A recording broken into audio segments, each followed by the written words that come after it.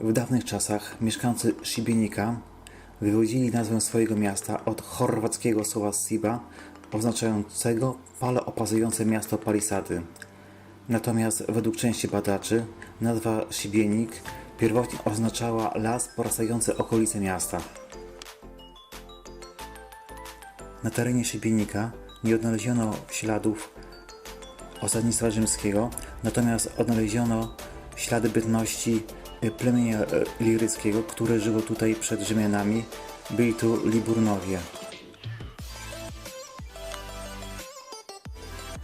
Szybienik ze względu na swoje strategiczne położenie był wielokrotnie najeżdżany przez Wenecjan, którzy rywalizowali o niego z władającymi Węgrami i Chorwacją Arpadami. Przez jakiś czas w Szybieniku przebywali templariusze. Ostatecznie Szybienik został kupiony przez Wenecję wraz z całą Dalmacją bizantyjską w 1409 roku, ale załoga twierdzy Szybienika odmawiała uznania układu jeszcze przez 1,5 roku, wytrzymując długie oblężenie. Ostatecznie jednak przyjęto zwierzchność wenecką, co zresztą wyszło miastu na dobre, ponieważ nowi władcy wspierali rozbudowę tutejszych fortyfikacji. W XVI wieku wzniesiono twierdzę świętego Mikołaja, natomiast w wieku XVII zezwolono na budowę twierdz świętego Jana i Barona. Miasto przetrwało także 2 wielkie oblężenia tureckie. Po upadku Republiki Weneckiej Szybienikiem rządzili Francuzi, następnie Austriacy. Po I wojnie światowej Szybienik należał do Jugosławii, natomiast w roku 1991, w okresie rozpadu Jugosławii, w Szybieniku miały miejsce walki. Między innymi miasto zostało ostrzelane przez flotę serbską.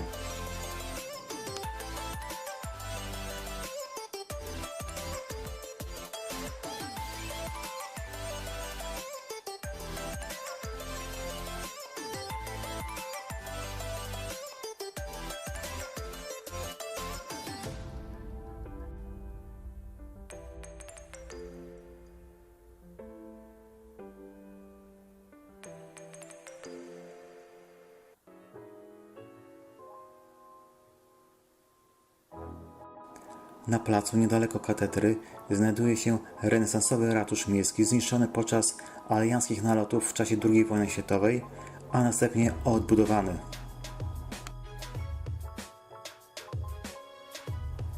Na katedrze tuż poniżej kopuły znajdują się rzeźby świętego Jakuba, czyli patrona świątyni, świętego Marka, czyli patrona Wenecji, a także świętego Michała triumfującego nad diabłem, który jest patronem Szybienika.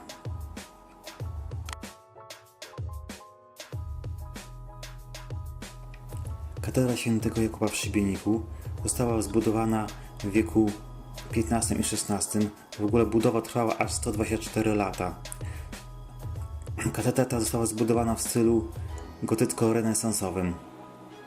Katedrę zbudowano wyłącznie z kamienia pozyskiwanego z okolicznych chorwackich wysp. W czasie wojny o niepodległość Chorwacji w roku 1991 katedra została ostrzelana i uszkodzona. Okazało się, że współcześni budowniczy nie potrafią odtworzyć systemu łączeń kamiennych płyt, jakie stosowali średniowieczni i renesansowi architekci. W kilku miejscach trzeba było użyć cementu.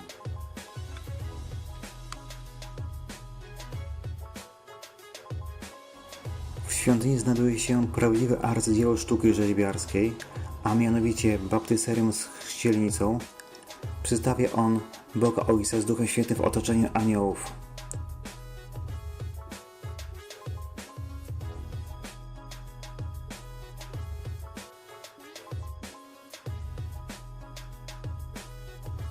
Jednym z ciekawszych elementów są głowy 71 szybienickich mieszczan, które zdobią absydy oraz część ściany północnej i wschodniej. Najprawdopodobniej przedstawiają one wpływowych mieszkańców miasta lub donatorów budowy.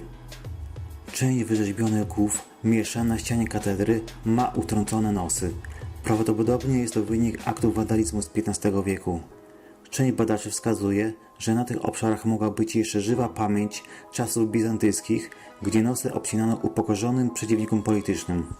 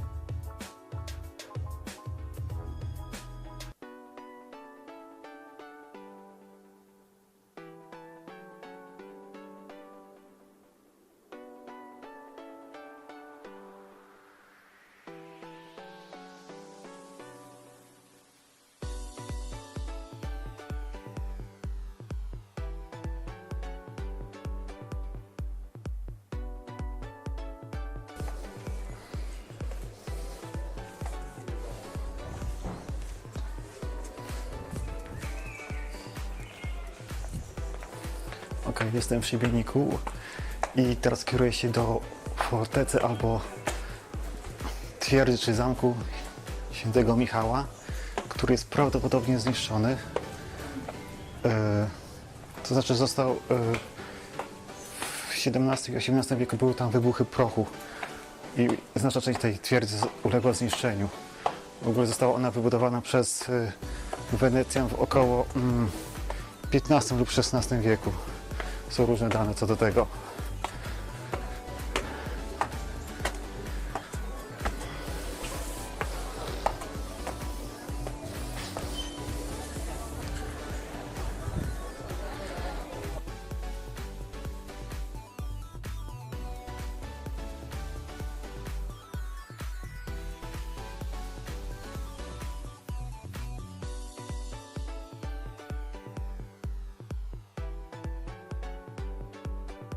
Znajduje się na twierdzy Świętego Michała. Najstarsze ślady osadnictwa w Szybieniku sięgają czasów neolitu. Z kolei jeśli chodzi o samo miasto, to pierwszy raz w kronikach wystąpiło w 1066 roku. Natomiast jeśli chodzi o twierdzę, na której teraz się znajduję, najstarsze ślady budowy twierdzy sięgają wieku XII. Z kolei znaczna część obecnej twierdzy została zbudowana przez Wenecjan w około XV wieku. Generalnie na lokalizację w tym miejscu miał wpływ głównie czynniki strategiczne. W pobliżu przepływa rzeka, która prowadziła do pewnego miasta, które miało dosyć ważne znaczenie. Twierdza Świętego Michała, zwana także twierdzą Świętej Anny, położona jest najbliżej Starówki i przez wiele lat chroniła Szybienik od północy. Opierała się atakom weneckim i tureckim, ale zniszczyło ją uderzenie pioruna w 1663 roku. Wybuchł wtedy magazyn z prochem. Dawniej tuż obok fortecy wznosił się niewielki kościół Świętego Michała. O tej świątyni pochodzi nazwa fortyfikacji.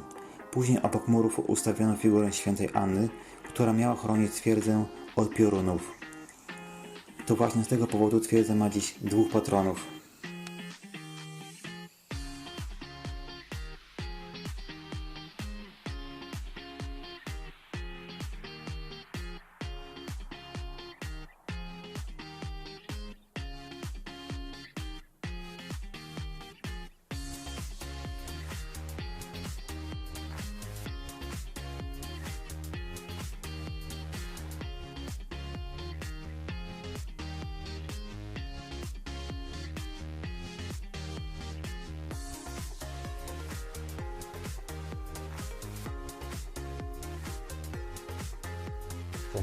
Znajduje się na twierdzy Świętego Michała w Szybieniku, w mieście, które w tamtym roku obchodziło 950 lat istnienia. Do tego miejsca dodano kilka lat temu dodatkową funkcję, a mianowicie scenę letnią, którą widać za mną. Od tamtej pory to miejsce stanowi taki ośrodek kulturalny miasta i okolic.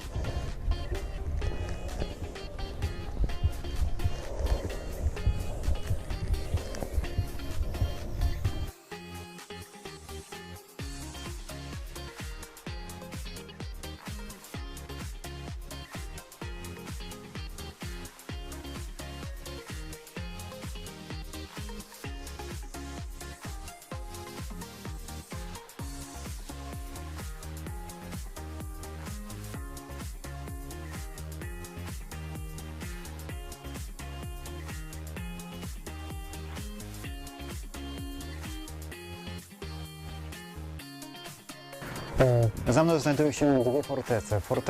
Forteca Świętego Jana i Forteca Barona. Zostały one zbudowane w 1646 roku.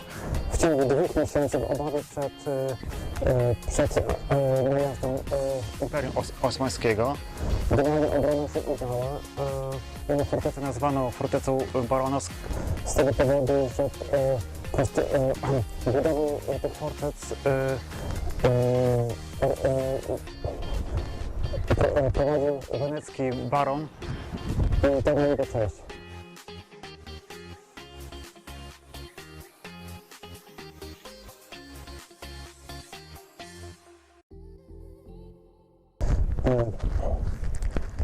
Z fortecy Świętego Michała rozpościera się przepiękny widok na całe miasto, a także na fortecę Świętego Jana i fortecę Barona, które znajdują się za mną.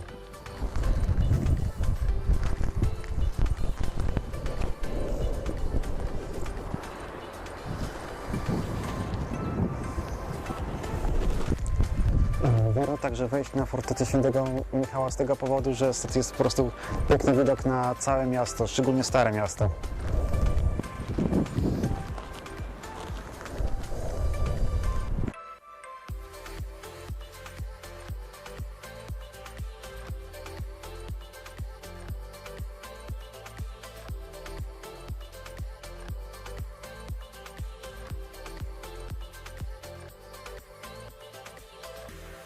Za mną znajduje się forteca Świętego Mikołaja, zbudowana w 1546 roku w dosyć strategicznym punkcie, generalnie chroniąca miasto od strony morza, i od tamtej pory generalnie miasto nie było atakowane od strony morza.